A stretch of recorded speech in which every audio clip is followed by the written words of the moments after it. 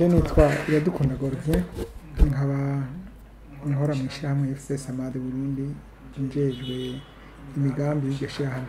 Abana b'imfuvyi za sida, abana bafise umugera, twebwe twagumye tugomba ko baja mu bandi bafashwa bagakingirwa nk'abandi bana, tutarinze kuvuga ngo baragwaye umugera canke ntibagwaye.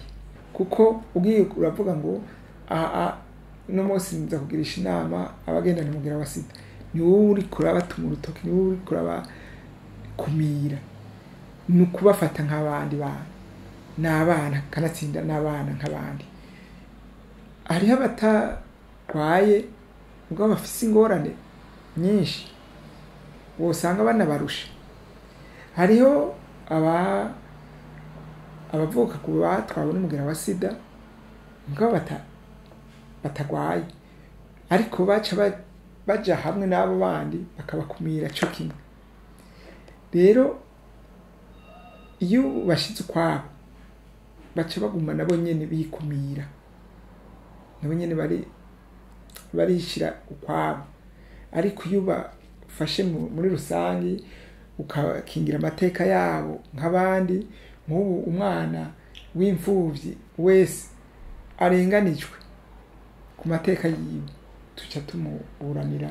Ubu ngira murabibona niyo muriko muraraba na mwebwe aho mugeze amaso, byarateye imbere by'ubuvuzi ku buryo mbona uri kuragenda mw'ibarabara utashobora kubona uyu muntu aragwaye canke ntagwaye. Nko muri ayo mashirahamwe abagwaye n'abatwaye bari kumwe, kandi ntawe ndumva ubu ntawe ndumva bakumira ngo nuko afise umugera wa sida. Rero mu ntango abantu batarabimenya, abo bana baramererwa nabi cyane kurusha n'abandi, barabakumira. Hariho babuza kuja kw'ishuri kuko babona atana akamaro kuko bomushira kw'ishuri, canke nawe nyene amaze kumenya ko agwaye ntiyumve ingoga zo kuja kw'ishuri. Turaheze tukabegera, turafise abavyize bakabahanura, bakabereka.